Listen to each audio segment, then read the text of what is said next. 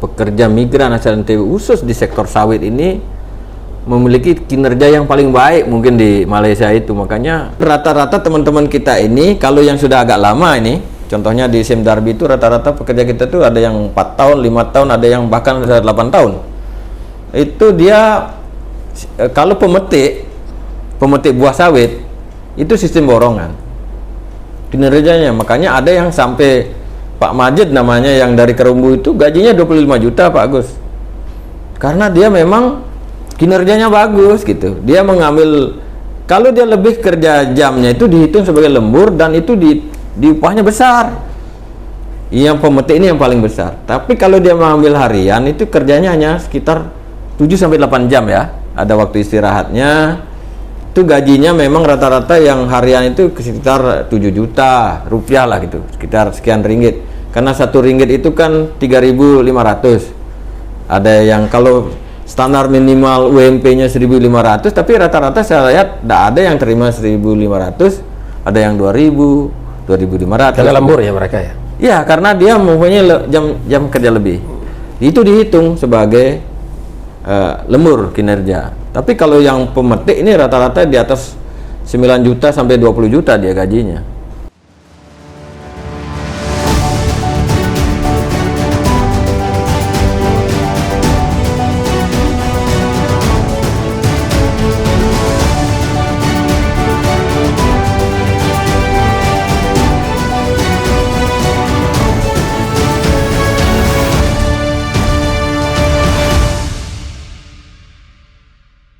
Assalamualaikum warahmatullahi wabarakatuh. Alhamdulillah, tamu kita hari ini di redaksi Suara NTB adalah Kepala Dinas Tenaga Kerja dan Transmigrasi Desnaker Trans NTB, Bapak IGD Putu Aryadi SOS MH. Kita akan berbincang-bincang tentang pekerja migran Indonesia asal NTB. Selamat pagi Pak Gede. Selamat pagi Pak Jagus. Sehat Pak Gede? Sehat, syukur kita diberikan kesehatan. Alhamdulillah. Kapan pulang dari Malaysia Pak Gede? Nah, saya di Malaysia selama 5 hari kerja, berangkat tanggal 12 Juli dan pulang tanggal 16 hari Sabtu. Apa agenda ke Malaysia? Agenda ke Malaysia kaitan dengan menindaklanjuti direktif atau perintah Pak Gubernur saat beliau menerima delegasi dari Malaysia yang meminta pekerja migran asal NTB untuk bekerja di perkebunan sawit yang ada di Malaysia. Karena faktanya memang pekerja migran asal NTB khusus di sektor sawit ini memiliki kinerja yang paling baik mungkin di Malaysia itu. Makanya Malaysia ini butuh pekerja dari NTB semuanya kalau untuk sektor sawit. Kalau yang lain mungkin masih banyak, tapi khusus sektor sawit ini 80% bahkan 90% pekerjanya dari Lombok, dari NTB. Oleh karena itu ketika Pak Gubernur menerima pimpinan SIM Darby dan IP Plantation di Mandalika beberapa 1 bulan yang lalu lah kira-kira, saya dipanggil untuk mendampingi beliau dan beliau memerintahkan, coba Kepala Dinas Tenaga Kerja pastikan ke Malaysia fasilitas pelindungan apa yang diberikan oleh perusahaan di sana, baru kita akan berangkatkan kuota yang diminta 10.000 sebenarnya, 10.000 pekerja migran untuk sektor sawit. Rombongannya siapa saja teman? Nah, rombongan waktu itu sebenarnya kami dari Disnaker difasilitasi oleh Asosiasi Perusahaan Pekerja Migran Indonesia (APMI) dan juga bekerja sama dengan perusahaan-perusahaan besar yang ada di Malaysia. Nah, di tengah perjalanan forum teman-teman wartawan juga mengajukan proposal ke APMI, sehingga ada rombongan wartawan yang ikut dari parlemen, wartawan parlemen. Ada 23 wartawan yang ikut, sehingga kita selama di Malaysia itu tidak hanya bertemu pimpinan perusahaan manajemennya, tapi saya penting ketemu langsung dengan para pekerja kita yang ada di sana. Saya ingin mendengar keluh kesahnya seperti apa sih sebenarnya. Sehingga pertemuan kita selain di kantor, saya langsung juga dengan rombongan itu ke perkebunan dan juga ke rumah-rumah atau asrama yang disiapkan oleh perusahaan. Dan di situ saya minta teman-teman pekerja migran itu tidak berbahasa Indonesia, karena kalau kita ingin mendengar keluhan itu supaya tidak didengar oleh majikannya lah. Oleh karena itu saya di sana bahasa Sasak, kebetulan di sana banyak warga Sasak dari Lombok Tengah maupun Lombok Timur, Lombok Barat. Juga ada warga Bima sana. Contohnya di Ladang Berha di Johor Bahru itu ada 15 warga Bima yang dari Karumbu, Kecamatan Wawo Utara, juga ada dari Belo, dari Renda, ada juga dari kota. Sehingga di situ saya minta dia bahasa Bima lah. Kebetulan saya juga lama di Bima, saya berkomunikasi bahasa Bima. Jadi pekerja migran Indonesia asal NTB di sana banyak di sektor apa Pak Gede bekerjanya? Sebenarnya untuk Malaysia ini NTB itu dikenal untuk sektor ladang sawit. Di luar sawit? Di luar sawit itu mungkin ada tapi sedikit. Dia ada sektornya, ada tukang, pertukangan, ada juga di sektor domestik ya pembantu rumah tangga itu ada, tapi sedikit jumlahnya. Tapi yang terbesar di sana itu adalah pekerja ladang sawit. Dan dari dulu dikenal sejak tahun 90 memang kita mengisi peluang kerja, kesempatan kerja luar negeri itu adalah di sektor ladang sawit. Kalau kita lihat data saat ini, kalau data di sistem yang saya lihat yang itu ada 535.000 PMI asal NTB yang ditempatkan di 108 negara penempatan. Dari 535.000 itu 60% itu di Malaysia tempatnya. Malaysia. Dari 60% di Malaysia itu 80% itu kerja sawit. Sawit itu. Dan itu paling dikenal kita di sana. Memang ada negara lain saya ketemu di sana dari India contohnya. Tapi proporsinya sangat kecil. Contohnya kalau di Koperasi Ladang Berhad itu sekarang ada PMI kita yang masih di sana 100 orang, itu hanya 2 dari India. Jadi 102 jumlahnya di situ, 2 orang dari negara lain, 100 orang itu dari NTB semua. Kalau perlakuan perusahaan? Nah, kalau perlakuan perusahaan, nah ini yang kami pastikan kemarin sama teman-teman media, dan media juga menyaksikan secara langsung bahwa memang kalau dia berangkat secara prosedural, mengikuti aturan yang ada, itu memang perlindungannya sangat bagus. Perlindungan apa yang diberikan sesuai dengan perjanjian yang ditandatangani antara Indonesia dan Malaysia, itu MOU yang terbaru. Mulai dari proses rekrutmen itu ditanggung sepenuhnya oleh perusahaan yang ada di Malaysia. Jadi tidak ada biaya. Mulai proses rekrutmen sampai penempatan di Malaysia, dan gajinya itu ditanggung seluruhnya oleh perusahaan di Malaysia. Kalau dulu memang ada namanya PL, petugas lapangan dari perusahaan. Kalau sekarang ini PL itu diminta oleh perusahaan Malaysia itu menjadi pegawai dari P3MI, perusahaan pekerja migran Indonesia. Kalau dulu PL itu mungut-mungut kan, minta dana dari dari calon pekerja migran Indonesia. Kalau sekarang ini PL itu harus menjadi pegawai dari perusahaan sehingga digaji oleh perusahaan, dia tidak boleh memungut dana dari calon pekerja migran Indonesia. Dari ini prosedurnya, sehingga kalaupun ada contohnya pengeluaran dia pertama untuk medical check up, itu nanti begitu dia terdaftar, setelah dia selesai check up itu diganti uang itu oleh perusahaan yang ada di Malaysia. Nggak sulit enggak persyaratannya untuk? Sebenarnya tidak sulit, karena persyaratan untuk menjadi calon PMI itu kan melalui proses seleksi dari awal kan, yang oleh perusahaan yang memang mempunyai legalitas, punya izin rekrut. Bagaimana cara kita menentukan perusahaan ini legal? Dia harus terdaftar di Disnaker setempat. Hanya itu sebenarnya, dicek di situ betul nggak dia perusahaannya. Nanti perusahaan itu sudah menjalin kerjasama dengan perusahaan di Malaysia. Ada job order yang diberikan dari Malaysia, ditayangkan dalam satu sistem. Sistem ini inilah yang disebut kemarin disepakati sistem satu kanal, karena ini disediakan oleh kedutaan besar kita yang ada di Malaysia. Di situ kita sudah melihat perusahaan Malaysia itu, contohnya SIM Darby membutuhkan mempunyai kuota 10.000 pekerja untuk ladang sawit contohnya. Nah, dia input atau datanya itu diinput ke sistem.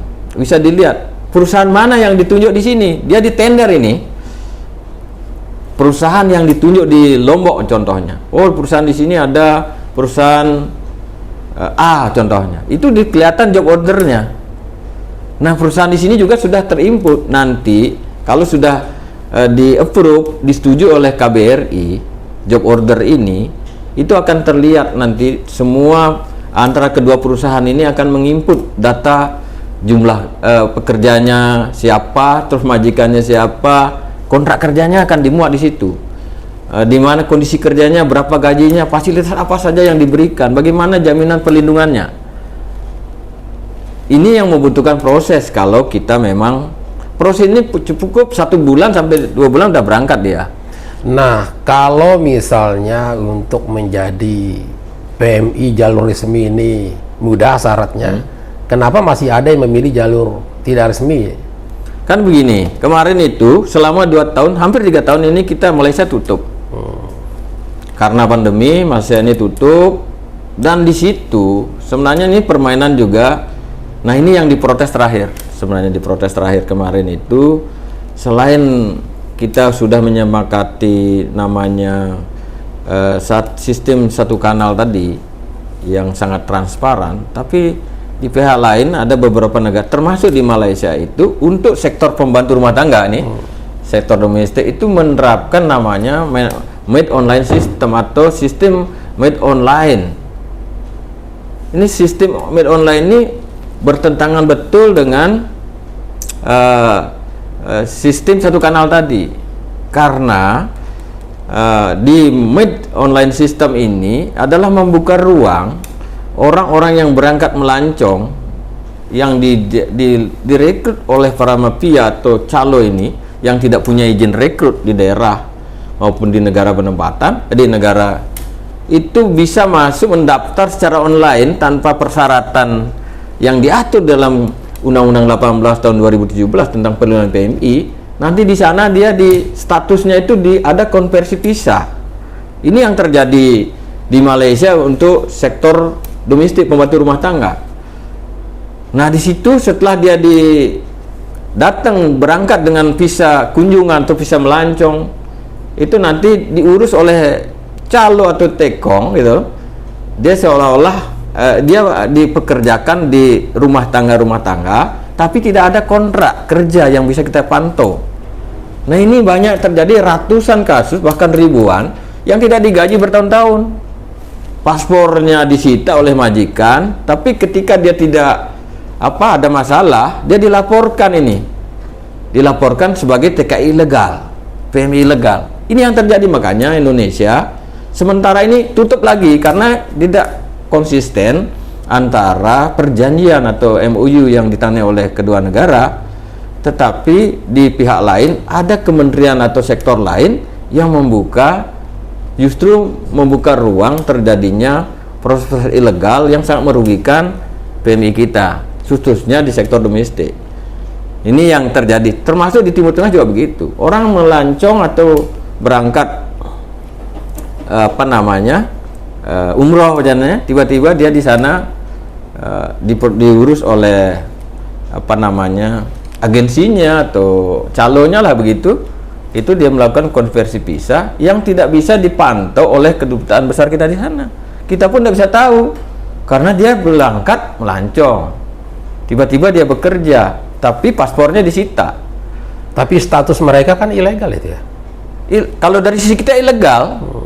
Nah, ketika ada masalah, contohnya Malaysia ini sampai yang meninggal, Adeline yang meninggal yang dari NTT, itu kan dia berangkat dengan MOS ini, tapi sampai sana tidak ada kontrak kerja. Dia dipekerjakan dengan waktu kerja yang memang melebihi batas, dan dia tidak boleh masuk ke rumah majikan. Dia ditaruh di kandang anjing malah. Begitu dia sakit sampai meninggal, di detik terakhir baru dibawa ke rumah sakit. Ketika digugat oleh kedutaan besar kita menanyakan kenapa yang terjadi, dia ilegal, tidak ada kontrak kerja. Bagaimana kita bisa menuntut? Nah, inilah banyak kasus seperti ini. Mudah-mudahan tidak ada dari NTB ya. Tidak, kalau di sektor domestik ini mungkin kecil dari NTB. Kemarin saya tanyakan betul ke Pak Dubes, itu memang kondisinya memang di sektor domestik. Tapi kalau di kelapa sawit ini kan rata-rata laki-laki. Dan kalau perusahaan besar di sana tidak mau menerima yang ilegal, karena dia aturannya juga ketat. Biasanya teman-teman, kalau ada yang berangkat ilegal itu ditampung oleh perkebunan pribadi, perkebunan kecil-kecil lah. Dia digaji, memang digaji, makanya itu seringkali dia pindah segala macam, karena kepastian gajinya juga beda dia. Kalau di perusahaan besar, perusahaan yang kita sesuai dengan prosedur penempatan PMI yang kita lakukan kerjasama dengan Malaysia, itu memang perlindungannya sangat bagus, gajinya juga bagus, perlindungannya itu ada dapat perumahan, dia dapat listrik, akses kesehatan, fasilitas kesehatan itu ada di perkebunan. Yang ketiga itu juga ada fasilitas pendidikan. Penggunaan listrik air ini, fasilitas pendidikan itu maksudnya apa? Kalau kan ada PMI kita yang punya anak juga. Itu ada TK, terus ada puskesmasnya lah macam gitu di sana. Tapi kalau dia sakitnya keras, baru dibawa ke rumah sakit. Tapi di situ tuh ada pelayanan kesehatannya. Di perumahan akses rumah ini juga listrik air itu dikasih kuota. Dia gratis sepanjang menggunakan sampai kuota. Tapi rata-rata PMI kita yang di sana tidak lebih menggunakan kuota dari air listrik itu, sehingga dia gratis. Nah, gajinya juga di sana itu ada 2 sistem penggajian. Memang ada yang harian menggunakan sistem, orang-orang yang baru bekerja di perusahaan itu dia menggunakan gaji harian, UMP kalau kita, upah minimum. Di sana itu sebenarnya upah minimum di negara Malaysia itu 1.200, tapi karena kita minta perjanjiannya 1.500, ya 1.500 dia mau, karena memang dianggap pekerja kita dari Lombok ini, dari NTB ini memang kinerjanya jauh rata-rata dari negara yang lain. Ketika keterampilan untuk memetik sawit ini jauh lah dari negara lain. Kita sudah saksikan sendiri di situ. Sehingga kalau dia, jam kerja itu sebenarnya ada waktu liburnya, ada waktu cuti. Tapi kan rata-rata teman-teman kita ini, kalau yang sudah agak lama ini, contohnya di SIM Darbi itu rata-rata pekerja kita tuh ada yang 4 tahun, 5 tahun, ada yang bahkan 8 tahun. Itu dia kalau pemetik buah sawit itu sistem borongan kinerjanya. Makanya ada yang sampai Pak Majid namanya, yang dari Kerumbu itu gajinya 25 juta Pak Agus, karena dia memang kinerjanya bagus gitu. Dia mengambil, kalau dia lebih kerja jamnya itu dihitung sebagai lembur, dan itu di upahnya besar. Yang pemetik ini yang paling besar. Tapi kalau dia mengambil harian itu kerjanya hanya sekitar 7-8 jam ya, ada waktu istirahatnya. Itu gajinya memang rata-rata yang harian itu sekitar 7 juta rupiah lah gitu, sekitar sekian ringgit. Karena 1 ringgit itu kan 3.500. Ada yang kalau standar minimal UMP-nya 1.500, tapi rata-rata saya lihat tidak ada yang terima 1.500, ada yang 2.000, 2.500. Karena lembur ya mereka ya? Ya, karena dia mempunyai jam kerja lebih. Itu dihitung sebagai lembur kinerja. Tapi kalau yang pemetik ini rata-rata di atas 9 juta sampai 20 juta dia gajinya. Ini bagus kalau dia memang berangkat secara prosedural itu. Nah, rata-rata mereka itu berapa tahun di sana yang ketemu Pak Gede? Nah, kemarin kalau yang kan banyak yang sudah pulang kemarin selama pandemi itu. Contohnya dulu di Koperasi Ladang Berhad yang Johor Bahru itu sebenarnya dulu ada 500 PMI kita. Karena ini Koperasi Ladang Berhad ini istilahnya kalau di sini ini kan ada Dekopen ya. Dekopennya itu Dewan Koperasi Indonesia. Kalau di sana itu namanya mirip-mirip lah Sahanaya Ladang apa namanya gitu loh. Pokoknya itu membawahi ribuan koperasi yang dia butuh sebenarnya pekerja 14.000 pekerja sebenarnya tambahan. Sekarang yang tinggal kemarin di awal ini kan yang termasuk perusahaan yang agak kecil. Sekarang PMI kita yang sisa setelah dulu sebelum pandemi itu 500. Selama pandemi kan ada yang pulang karena pandemi, kontraknya habis, dia pulang nggak bisa kembali. Itu sekarang sekitar 105 PMI kita di sana. 105 PMI itu yang rata-rata yang mereka tinggal sekarang ada yang 4 tahun, ada yang 5 Kalau tahun. 1 kali kontrak itu berapa tahun? 2 tahun. Oh, 2 tahun. 2 tahun dia boleh cuti selama 2 bulan. Cuti 2 bulan itu dia bisa bilang selama cuti tetap ditanggung dia gajinya. Tidak, hak gajinya tetap selama dia cuti. Inilah yang saya bilang perlindungannya bagus. Kalau kontrak terlama tuh ada maksimalnya enggak? Misalnya Ya, boleh bekerja di sana 2 kali kontrak, 3 kali kontrak. Enggak. Contohnya, sekuatnya ya? soalnya Sabudin yang dari Kuripan ini sekarang jadi manor, saya jadi bos lah gitu di sana. Itu sudah 12 tahun dia bekerja di sana. Oh, jadi 2 tahun tambah kontrak. 2 tahun, 2 kontrak, tahun. Karena Sabudin ini orang yang paling dipercaya di Sandarbi ya. Dia sudah punya apa istilahnya, gajinya sudah tinggi, terus dia punya usaha juga di Lombok gitu loh. Tapi dikendalikan perusahaannya dari Malaysia. Kalau Pak Sabudin ini dia mengelola perkebunan sawit di Semdarbi di apa namanya, di Kire Island, di Pulau Kire namanya. Di sana itu Semdarbi punya lahan perkebunan dan di sana juga ada bungalonya, ada pusat pelatihan dan lain sebagainya. Itu 180.000 hektar sana. Nah, di sana ada blok-blok, makanya kemarin saya mengunjungi di 3 blok. Di situ banyak warga kita dari Lombok Tengah, bahkan teman-teman wartawan itu ketemu temannya di situ yang sudah di sana 8 tahun. Sudah 10 tahun terakhir tidak pernah ketemu, tiba-tiba ketemunya di Malaysia. Sehingga ada kerinduan. Makanya saya bilang, coba di sana dikumpulkan, kan kita ada 100 PMI kita. Saya bilang, jangan ada yang berbahasa Indonesia di sini, apalagi bahasa Melayu. Sampaikan keluhan Anda apa sebenarnya. Memang dia rata-rata kalau dari sisi perlindungan bagus. Cuman satu keluhannya dia minta cutinya itu bisa diperpanjang enggak di rumah.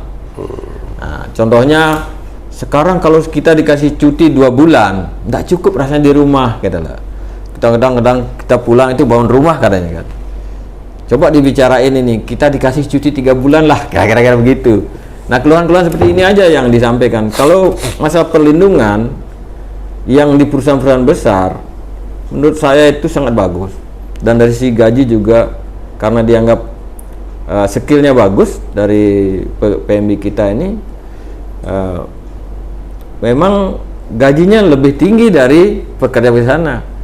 Yang ketiga yang perlu kita perhatikan memang di situ tuh perlakuan negara terhadap pekerja lokal dan pekerja asing. Dia sama aja, nggak ada perbedaan di situ. Dia sama aja. Nah, lebih-lebih di Pelda. Pelda ini, Pelda Plantation di Kuala Lumpur, saya juga ada di situ. Di situ tuh kawasan pemukiman untuk pekerja asing itu digabung dengan penduduk setempat. Karena di sana kan mayoritas Muslim. Mayoritas Muslim, orang-orang Lombok ini kan rata-rata Muslim. Sehingga di sana itu membaur dia. Kalau saya lihat ininya, oh ini membaur, perlakuannya itu dia sama aja. Sehingga teman-teman kita di sana itu kalau pas sholat Jumat, kalau di Johor Bahru, hari liburnya itu, hari libur total adalah hari Jumat, Pak. Dia pokoknya hari Jumat itu tidak kerja untuk ibadah. Nah, kalau di apa nama Semdarbi, memang hari liburnya hari Minggu, tapi kegiatan ibadahnya tidak dihambat. Tetap dia melaksanakan ibadah. Nah, Pak D, ini kan syarat untuk menjadi PMI resmi itu kan ringan. Terus hasilnya juga bagus. Nah, seharusnya kan tidak ada PMI jalur tidak resmi.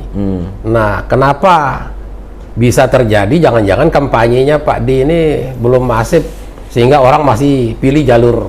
Ya, begini sebenarnya Pak Gus. Ini memang ada beberapa hal yang memang harus kita identifikasi. Kalau kita lihat pendidikan warga kita yang bekerja di Malaysia itu kan rata-rata SD ke bawah. Bahkan ada yang tidak tamat SD. Di tingkat kalau sekarang ini ada namanya sistem zero cost. Kalau ini baru perubahan ini. Kalau dulu itu kan yang bekerja di lapangan itu adalah para PL dari perusahaan, petugas lapangan yang ditunjuk oleh perusahaan. Yang ini biasanya ketika dia sudah dikeluarkan oleh perusahaan, tidak jadi PL, kan saya mungut, ini jadi liar dia mengkampanyekan padahal dia tidak punya akses ke situ. Ini yang terjadi, saya lihat di lapangan banyak. Contohnya, dulu saya pegawai di perusahaan A, tapi karena punya track record yang tidak bagus dikeluarin. Dia sekarang seolah-olah dia masih di situ.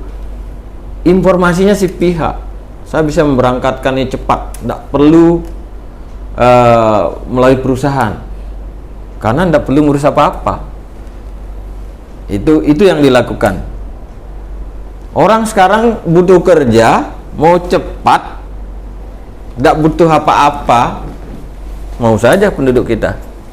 Nggak program di Dinas Kesejahteraan NTB ini untuk paling tidak meminimalisir orang mau berangkat melalui jalur tidak resmi ini. Nah, ini kan sudah mulai kita lakukan. Setahun terakhir saya sangat gencar itu melalui program jeroan prosedural. Makanya di kabupaten kota itu saya bentuk namanya tim edukasi kayak Lombok Timur sekarang. Memang masih ada yang non prosedural, tapi kasusnya jauh menurun. Kalau kita lihat di tahun 2021 itu ada 1008 kasus yang saya tangani, bagus. 1008 kasus itu yang disebut non prosedural itu ada 3 kategori lah kira-kira. Yang pertama, memang ada yang berangkat dari awal direkrut oleh orang-orang yang memang tidak punya izin, diberangkatkan secara tanpa dokumen lah gitu. Kepala desa tidak tahu, dia berangkat melancong kira-kira gitu. Kalau dia berangkat melancong, dia tidak perlu minta izin kepala desa, cukup ngurus paspor di imigrasi, langsung diberangkatkan melalui jalur tikus kayak kemarin yang dari tenggelam ini kan, yang tenggelam. Yang kedua, ada kasus dia berangkat prosedural dari sini, tetapi ketika dia di negara penempatan, saat memperpanjang kontrak, dia tidak melalui prosedur yang ada. Pokoknya 2 tahun dia habis kontraknya. Itu dia memperpanjang kontrak di sana tidak melalui prosedur. Buat kontrak aja sehingga tidak ada perpanjangan paspor, tidak ada perpanjangan izin. Ini menjadi ilegal juga. Begitu dia ada kasus, jadi ilegal. Negara tidak bisa terlalu banyak mengintervensi karena di situ sudah jadi ilegal. Itu bisa dari awal bisa juga setelah bekerja di sana. Nah, setelah bekerja di sana, atau dia di sana baru dia 6 bulan lari dari itu karena diiming-imingi. Di situ tuh juga banyak godaannya. Contohnya begini, sekarang di SIM Darbi itu gajinya dia dapat gaji 5 juta lah kira-kira begitu per bulan. Dia menggunakan harian yang baru-baru. Tiba-tiba ada temannya bilang, bisa kerja di sana di perusahaan perorangan ini. Perusahaan perorangan. Tidak ada jaminan apa-apa. Saya dapat gaji sana 10 juta lah kira-kira itu. Dijanji-janjiin. Lari dia dari perusahaan itu, pindah ke perusahaan lain, padahal si perusahaan lain itu belum tentu dia dapatkan. Akhirnya dia jadi ilegal. Begitu dia lari dari perusahaan, 5 tahun itu jadi catatan di sistem. Dikejar-kejar. Suatu saat dia dilaporin oleh majikannya yang baru ini. Akhirnya jadi korban juga. Itu yang ketiga sebenarnya. Ini yang peristiwa yang banyak terjadi kalau pemberangkatan secara non prosedural memang jauh menurun. Yang pertama yang kita lakukan kemarin ini adalah edukasi dan sosialisasi. Saya sudah mengumpulkan beberapa kali forum kepala desa untuk menyampaikan ini, bahwa kepala desa jangan memberikan izin rekomendasi pemberangkatan kalau dia tidak prosedural. Di kabupaten kota saya minta seluruh perusahaan pengeras tenaga kerja itu harus terdaftar di sana. Dia tidak boleh lagi orang Jakarta tuh rekrut di sini tanpa punya kantor cabang di sini. Dan itu sudah mulai kita terapkan. Kemarin di tahun 2021 ada 100 perusahaan membangun kantor cabang di NTB. Kalau sebelumnya dia seenaknya aja masuk di NTB, saya rekrut, saya punya uang di sana yang sudah ditaruh dibangun sebagai jaminan. Pertama saya jadi kepala dinas, banyak perusahaan yang mengancam saya bilang, kalau you bisa ngurus dengan uang Anda tanpa berurusan dengan Disnaker, silahkan, tapi saya tidak akan menandatangani rekomendasi. Akhirnya dia ngurus juga rekomendasi pendirian kantor cabang di sini, sehingga kita bisa mengendalikan bahwa perusahaan yang di sini dia harus bertanggung jawab. Contohnya kita kecolongan sekali. Sebelum saya dilantik jadi Kadisnaker, itu perekrut tenaga kerja untuk Polandia. Padahal kuotanya hanya 100. Di sini diisukan 150. 100 itu untuk seluruh Indonesia. Sekarang ini sudah direkrut sekitar 200 sekian dan sudah mengambil uang di masyarakat itu sekitar 3 miliar. Padahal dia punya deposit untuk pertanggungan hanya 1,5 miliar. Nah, ini kan terjadi. Makanya di Lombok Tengah waktu saya pertama dilantik saya bubarkan itu. Sekarang yang sedang diproses di Polda. Nah, ini sekarang diproses di Polda karena memang calo-calo ini dengan berbagai cara dia melakukan ini. Makanya saya bilang pemerintah kabupaten kota, Disnaker kabupaten kota, desa itu harus lebih progresif. Jangan memberikan ruang pada memang oknum yang tidak punya izin. Makanya sekarang semua petugas dari perusahaan itu harus punya surat tugas yang dilekatkan di kabupaten kota. Kalau tidak begitu ya tetap di ini. Nah, inilah cara-cara kita memang harus lebih tegas dan harus, kalau tidak begitu ya tetap saja mungkin berangkat secara non-feudal. Nah, sekarang ini kan yang masih banyak itu di Lombok Tengah. Yang kemarin trennya itu Lombok Tengah. Kalau dulu Lombok Timur tuh mulai tertib sekarang kan. Kita sudah di sana Lombok Timur tuh ada satgas. Kita turun bersama. Nah, Lombok Tengah ini kita mulai push bagaimana dia juga membentuk satgas di situ. Kalau pembinaan terhadap keluarga PMI sehingga hasil mereka bekerja di luar negeri itu menjadi produktif di kampung halamannya, ada enggak itu Pak De? Ada. Sekarang namanya kami punya program pemberdayaan PMI Purna. Program pemberdayaan PMI Purna itu memang ditangani juga oleh BP2MI, Pak. BP2MI ini punya dana pusat yang memang untuk membina keluarga PMI Purna dan atau keluarganya, bagaimana bisa mengelola sumber daya ekonomi yang dimiliki itu untuk mengembangkan usaha. Nah, di tahun 2021 kemarin memang kita punya 8 paket program pemberdayaan PMI Purna pada desa-desa migratif. Kita di sini punya 38 desa migratif. Sebenarnya sudah harusnya ratusan desa migratif, tapi karena keterbatasan kita dari si anggaran, kita ini ada nggak desa yang berhasil ada sejumlah PMI Purna dan keluarganya sekarang ini sudah membangun usaha. Contohnya di Karangsidemen itu kan menjadi pusat pembibitan yang diekspor Pak Haji Nasrullah, ya itu mantan PMI. Sekarang ada 200 mantan pekerja yang di pekerjaan situ. Banyak sebenarnya yang memang sukses. Nah, tahun ini kita memang juga memprogramkan program pemberdayaan PMI Purna melalui APBD, DBCHT saya gunakan sebagian, dan juga ada di BP2MI. Dan tahun ini NTB itu didukung oleh Badan Dunia UNDP melalui IOM, pemberdayaan ekonomi pekerja migran Indonesia Purna dan keluarganya. Kita berikan pelatihan dia bagaimana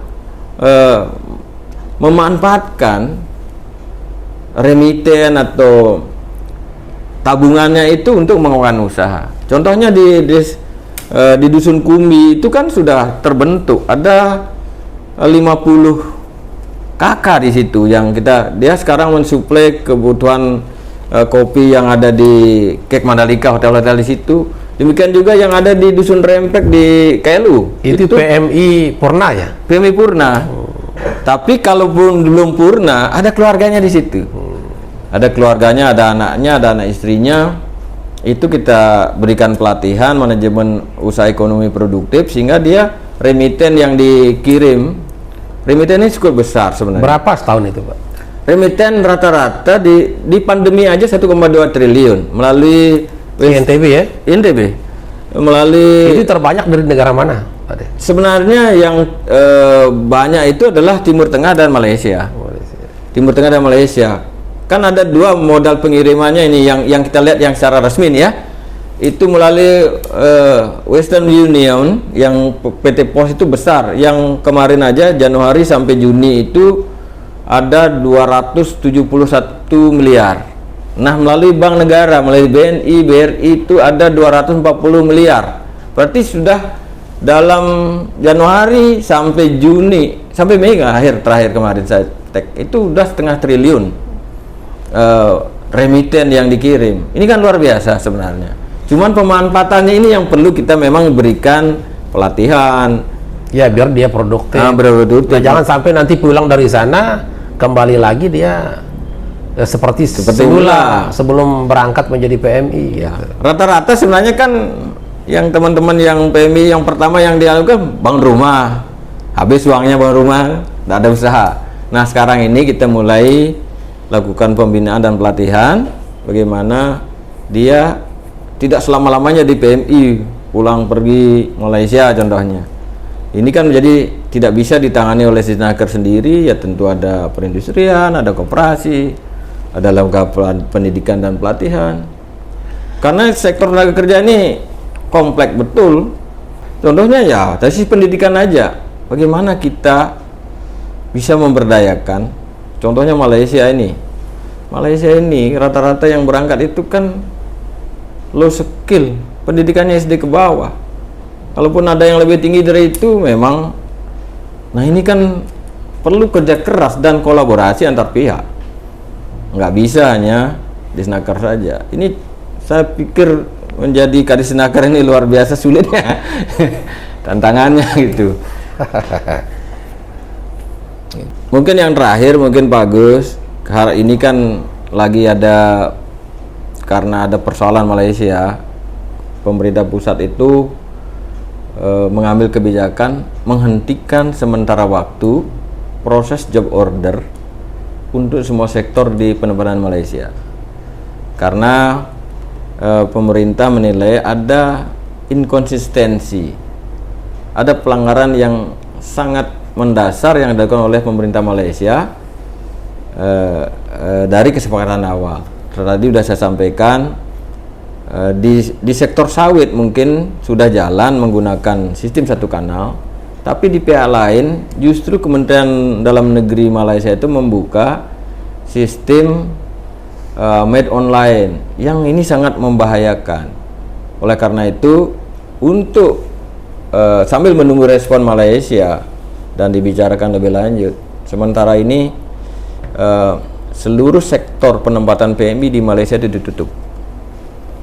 Tapi catatan sampai batas waktu yang belum ditentukan. Belum ditentukan. Tapi catatannya, seluruh job order yang sebelum penutupan itu sudah berproses, yang sudah disetujui oleh kedutaan besar kita sesuai dengan kesepakatan, itu tetap berangkat, tetap diproses lebih dahulu.